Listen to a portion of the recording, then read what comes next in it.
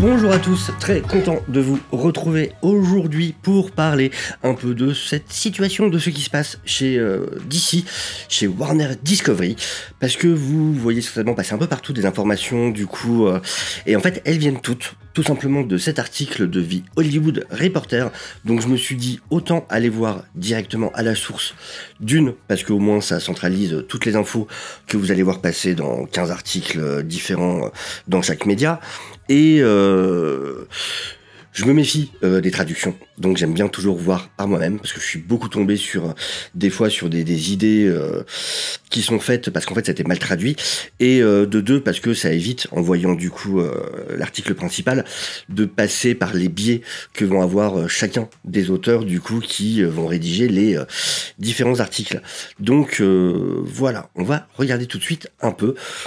C'est intéressant parce que on est un peu dans une période de flou par rapport à tout ce qui se passe chez DC et Warner Discovery, on va pas se mentir, ce qui est normal. C'est une période de transition, donc évidemment des choses sont en train de se faire en coulisses. On voit petit à petit déjà des changements, des résultats, mais ce sont évidemment, comme on l'a déjà dit, des choses qui prennent du temps, c'est logique, mais voilà. Donc c'est super intéressant d'avoir cet article qui, semble-t-il, nous donne du coup une vision, cette fois plutôt à moyen terme, voire long terme, de ce qu'on pourrait voir chez DC. Alors, regardons ça. Donc, déjà, il y a beaucoup cette idée dans cet article du fait que, vu qu'il n'y a pas de leader en ce moment chez DC Studios, bon, il y a Zaslav, il y a Alan Horn en conseiller, il y a, on va en parler de différents noms de toute façon, mais en tout cas, il semblerait qu'il y a plusieurs, du coup, architectes, plusieurs pouvoirs qui, voilà, grappillent de leur côté des bouts d'univers. Donc Matt Reeves de son côté, Dwayne Johnson de son côté, J.J. Abrams de son côté. Mais voilà, c'est une idée qui revient pas mal, on nous le dit là. En fait, sans un leader permanent pour guider du coup cette franchise, cette énorme franchise qui est DC, ça donne du coup, voilà, entre différents gros acteurs d'Hollywood, ces espèces d'escarmouches de chacun qui essaye de choper un peu les différentes franchises. Je suis pas complètement d'accord avec cette idée, alors ça revient jusqu'à la fin, ça. Et je suis pas vraiment d'accord dans le sens où, regardez par exemple, il y a l'univers de Matt Reeves, on va en parler, ça n'empêche pas que Ben Affleck revienne. En même temps, dans Aquaman, dans The Flash, j'imagine du coup certainement dans un film à lui, ou en tout cas dans un film donc qui serait vraiment dans un noyau de personnages principaux. Je pense pas qu'il soit revenu que pour des caméos. Donc ouais, il y a pas forcément, c'est pas parce que une des personnalités va prendre un personnage que ça veut dire que ce personnage ne pourra pas être traité par d'autres dans d'autres parties de l'univers. Donc à voir, à voir. Dwayne Johnson publiquement donne sa vision du futur d'un Black Adam versus Superman, d'un film, avec du coup ses discours sur le sujet qui motivent les fans pour le retour qui donnent envie aux fans du retour d'Henry Cavill dans le costume du super-héros, bien évidemment Superman. Matt Reeves de son côté, qui du coup prépare l'expansion de son The Batman, de son univers The Batman, pendant que J.J. Abrams reste dans le mix à sa manière à lui, avec ses propres plans. Hollywood Reporter peut en exclusivité rapporter que James Gunn, le réalisateur derrière Les Gardiens de la Galaxie pour Marvel, mais aussi derrière The Suicide Squad pour DC, pour Warner DC, et aussi la série Peacemaker, lui, semblerait-il, serait préparé un, voire deux nouveaux projets. Alors on sait qu'il y a déjà des projets de série, mais il semblerait qu'il y aurait aussi un film mystérieux. Une source dit à The Hollywood Reporter que Gunn et le producteur Peter Safran sont en discussion avec Warner pour un film mystérieux, et peut-être même plus que dont Gunn s'occuperait. Safran bosse déjà avec DC, vu que c'est déjà le producteur de Shazam et de sa suite, et d'Aquaman et de sa suite. Bon, Warner n'a pas voulu commenter derrière. Alors c'est pas clair sur quel héros Gunn, enfin sur quel personnage en tout cas, ou quelle équipe Gunn du coup par lesquels Gunn serait intéressé. Et on sait que pour l'instant, il se concentre certainement surtout sur la saison 2 de Peacemaker. Donc à voir ce que ça sera. Pour l'instant, il n'y a pas plus d'informations. Juste voilà qu'effectivement, il est en pourparlers pour un projet du coup sur un voire plusieurs autres films. Et redit ce qu'on a déjà beaucoup entendu, que sous le CEO David Zaslav et Michael De Luca et Pam Abby à la tête de Warner Bros. Pictures, Warner est très en demande de retrouver Cavill dans le rôle de Superman, que le projet serait un Man of Steel 2. Alors Man of Steel 2, j'ai du mal à croire que ce sera le nom, parce que je les vois plutôt essayer de se détacher justement du premier Man of Steel, sans porter quelques jugements. Moi j'aime beaucoup Man of Steel, même s'il y a des côtés que j'aime moins, mais ça reste un film que j'aime beaucoup. Mais je pense qu'ils vont leur s'en détacher. Et d'ailleurs, je sais que David, par exemple, d'Actu d'ici, en a beaucoup parlé de son côté déjà, sur le fait que, oui, pour lui aussi, ce serait plutôt un film qui s'appellerait ECAP aussi, on avait parlé, je crois, que ce serait plutôt un film Superman. Très clairement, je dirais plutôt, ouais. Surtout que le titre en soi, Superman, juste Superman, n'a jamais été pris pour un film. Donc, il serait peut-être temps, en fait. Mais donc, à voir. Et donc, qui est produit par Charles Roven, qui a déjà de mémoire, qui était déjà producteur sur tous les films de Snyder, sur Man of Steel, sur BVS et ainsi de suite. Et qui, pour l'instant, cherche des scénaristes. Alors, il y a aussi... il y a pas mal de rumeurs sur Christopher McQuarrie qui pourrait bosser sur le film, sauf alors donc qu'on connaît pour les Missions Impossibles, entre autres, et il a du coup bossé avec Cavill sur justement le Mission Impossible de 2018, Fallout. Mais ça, il n'y a pas pour l'instant de pourparlers officiels, et ça paraît compliqué tout simplement parce qu'il doit bosser sur les 2 prochains Missions Impossibles l'un derrière l'autre. Il enchaîne les 2 tournages. Donc, à voir d'un point de vue d'emploi du temps, comment effectivement ça pourrait se dérouler. Alors, Dwayne Johnson, de son côté, qui a ses propres plans, on l'a bien compris, sur Superman, et il a été très vocal à propos de sa volonté donc de faire un Black Adam versus Superman, et donc il le répète de plus en plus avec avec l'approche de Black Adam, jusqu'à très très très fortement, plus que teaser un certain caméo dans le film Black Adam. Maintenant, la question que se posent certains insiders de chez Warner, c'est est-ce que c'est juste pour hyper son film Black Adam, et donc c'est juste pour tenter d'augmenter le box-office de son Black Adam, ou est-ce que réellement il y a un projet à long terme, une envie sur ce projet donc de crossover avec Superman. Ensuite, donc on apprend que du coup Superman à la base n'était pas prévu pour Black Adam. C'est quelque chose qui a été décidé en fait pendant les reshoots plus tôt cette année, et ça serait même mi-septembre. Voilà, ça aurait été mi-septembre, sachant que Amada à la base avait dit non, que Johnson a insisté, a été voir du coup De Luca et Abby, qui eux lui ont donné le feu vert, ce qui a forcément donné des grosses négociations avec en plus Amada forcément pas content dans son coin, qui devait bouder dans son bureau, et résultat ça s'est fait, et donc voilà, c'est des scènes qui auraient été tournées effectivement mi-septembre. D'un autre côté, il y a un projet par DJ Abrams, dont on a déjà parlé, dont on a déjà beaucoup entendu parler, qui était ce fameux projet écrit par Ta-Nehisi Coates, du coup d'un Superman noir. Alors ils disent que c'est pas à jeter à la poubelle, mais en même temps qu'il n'y a pas de nouvelles non plus, ce qui est le cas quand même pour beaucoup de projets de J.J. Abrams. Honnêtement, j'ai du mal à croire que ça va se faire, personnellement. Maintenant, à voir, hein, c'est tout à fait possible, mais on sait que du côté de J.J. Abrams, il y a déjà demi-monde qui a été supprimé.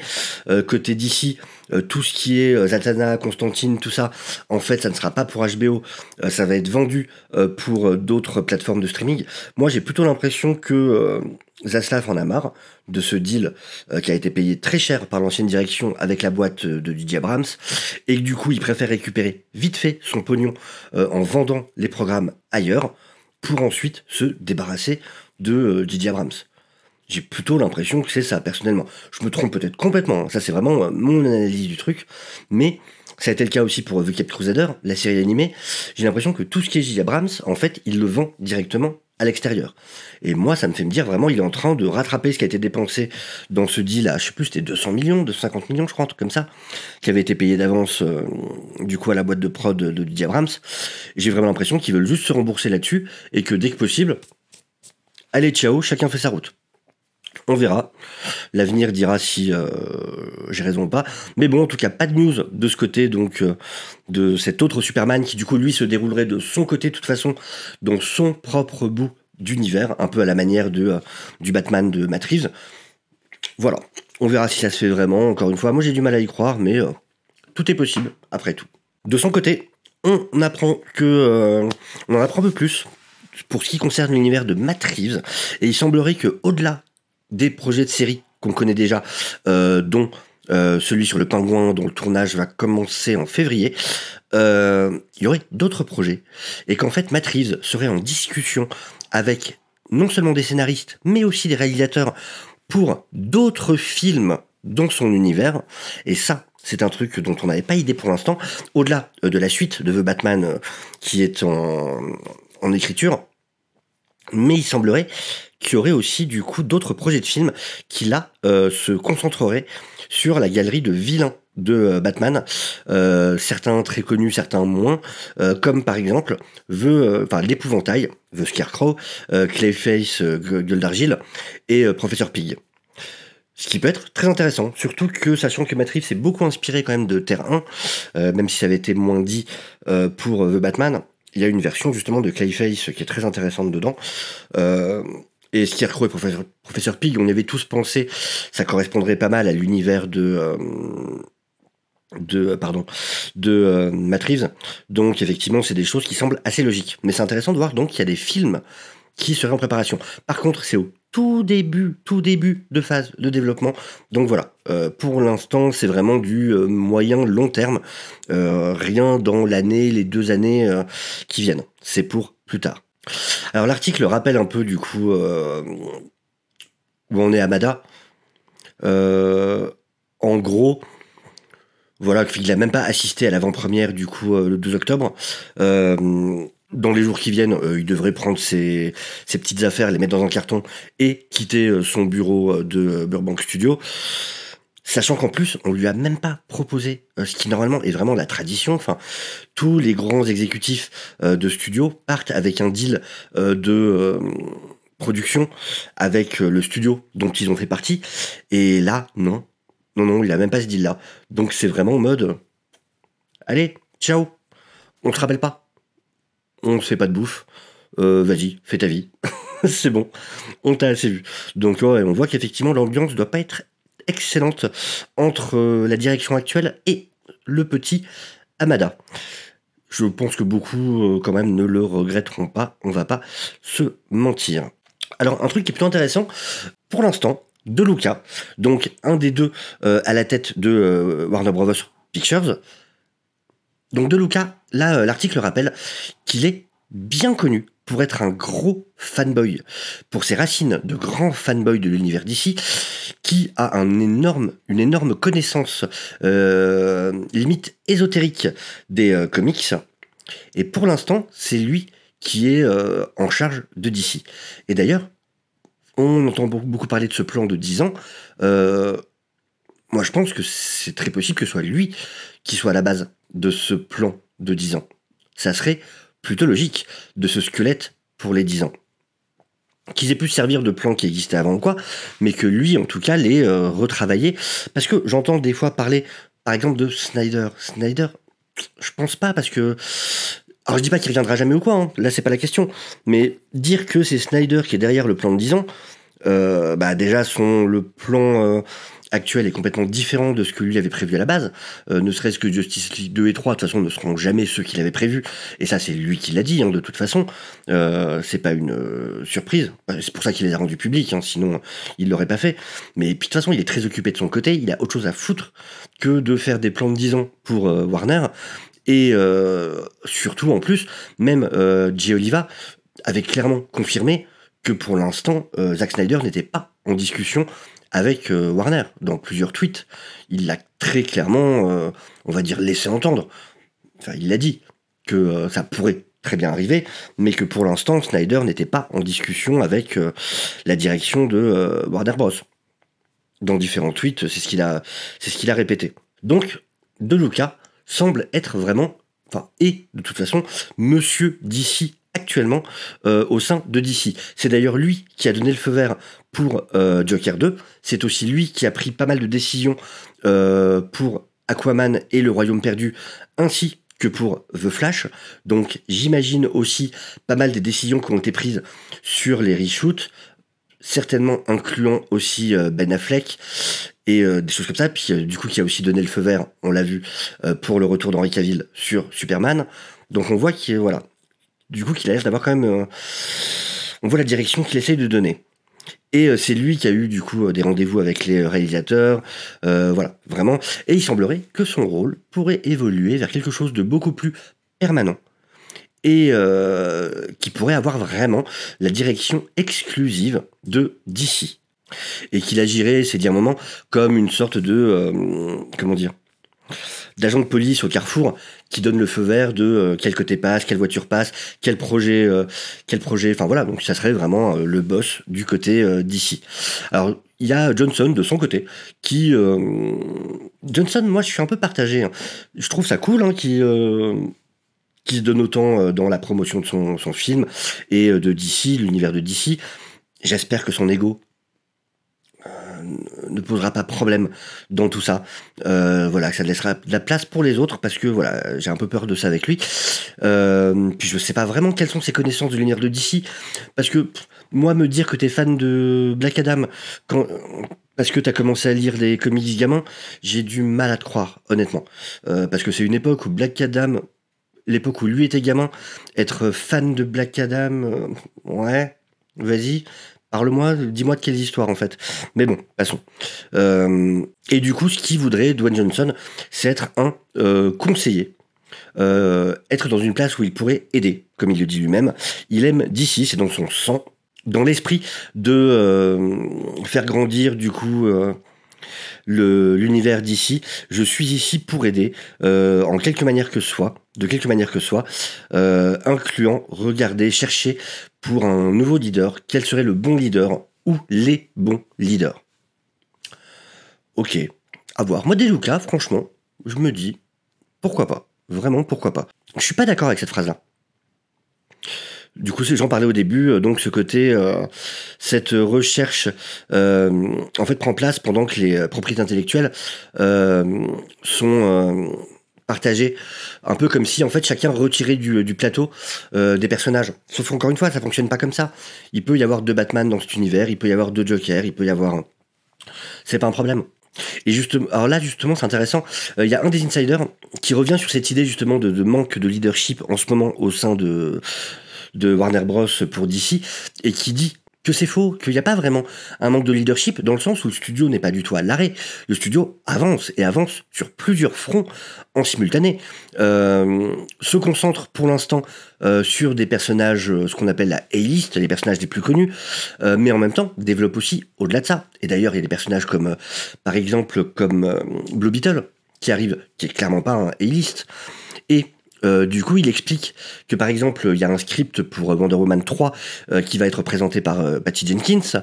Il y a aussi un script pour The Flash 2, pour une suite à The Flash, qui a déjà été écrit par le scénariste d'Aquaman, David Leslie Johnson McGoldrick. C'est bien d'avoir un nom aussi long. Alors, faut bien voir que quand je dis qu'il y a un script écrit pour le Flash 2, ça veut pas dire que le film a déjà été validé. Attention. Mais ils ont fait préparer un script, et si le film, qui sortira donc le 23 juin 2023, fonctionne au point où ils veulent que ça fonctionne, là, comme ça, ils auront déjà un script de prêt. Mais voilà, la suite n'est pas encore validée. Ça dépendra de ce que donne la sortie de The Flash. C'est à ce moment-là que la décision sera prise. Et pour finir, du coup, on a Dwayne Johnson qui justement revient sur le fait que sur cette idée justement des personnages de A-list ou les C-list, et il dit c'est un pari plus sûr de continuer à investir dans des propriétés intellectuelles que le monde entier connaît. La Justice League, Batman, Superman, Wonder Woman, Flash, Aquaman, je comprends ça, mais ça demande d'être convaincant pour amener les studios à regarder par-delà la Justice League et dans ce que plus loin dans l'univers d'ici. Et il y a des caractères, des personnages vraiment très cool. Vous devez leur donner une chance, de la confiance et de l'investissement. Et de ce côté-là, je suis d'accord avec lui, totalement. Il y a plein de personnages géniaux dans DC, il n'y a pas que la Justice League, il y a beaucoup de choses à faire. Encore une fois, vraiment, Dwayne Johnson, c'est cool, s'il amène du bon, voilà. Pour l'instant, j'ai pas d'avis. Je suis vigilant. Je suis un peu méfiant de son ego, du fait que c'est un très bon businessman. Oui, ça fait plaisir de se faire caresser l'oreille avec des publics, je vous ai compris, et ainsi de suite. Mais c'est facile. Ce que j'attends, c'est des actes. Donc, je vais pas commencer à lui passer la brosse à reluire, alors que je ne sais pas encore ce que seront vraiment les résultats. J'attends déjà de voir Black Adam, de juger le film en lui-même, hein, pour voir déjà ce que j'en pense. Mais à suivre, de la même manière que pour la direction de Warner, je dis ok, j'entends ce qui est dit, et j'attends de voir, et on jugera petit à petit. Je suis un gros fan de l'univers de DC, et j'attends de voir, j'espère effectivement. Je suis déjà content de la direction qu'a pris DC ces derniers temps par rapport où ça allait avec l'ancienne direction. Très clairement, là-dessus, il n'y a pas photo. Maintenant, reste à voir ce que sera la suite. Je serai le premier à le dire si les projets ne me plaisent pas. Je serai le premier à le dire s'ils me plaisent. On verra. Mais en tout cas, voilà, c'était pour vous faire du coup un résumé de tout ce que vous allez trouver dans 10 articles différents pour faire plus de clics. Là, vous avez tout en une fois. Et puis voilà, à suivre cette histoire. On en reparlera de toute façon certainement dimanche dans le Dimanche des Déviants, dans l'émission dans laquelle on parle tous les dimanches soirs des news, séries, ciné et jeux vidéo de la semaine. N'hésitez pas, je vais aussi sortir certainement dans la journée une vidéo pour ceux qui justement comptent aller voir Black Adam, où je vous expliquerai tout ce qu'il y a à savoir sur les différentes préquels en comics, les 4 issues qui étaient sortis et qui préparent justement au visionnage du film. Et donc ça, la vidéo arrive aussi sur la chaîne. Et voilà, je vous souhaite à tous une excellente journée, une excellente semaine. Je vous dis à très bientôt et au revoir. Ciao, ciao.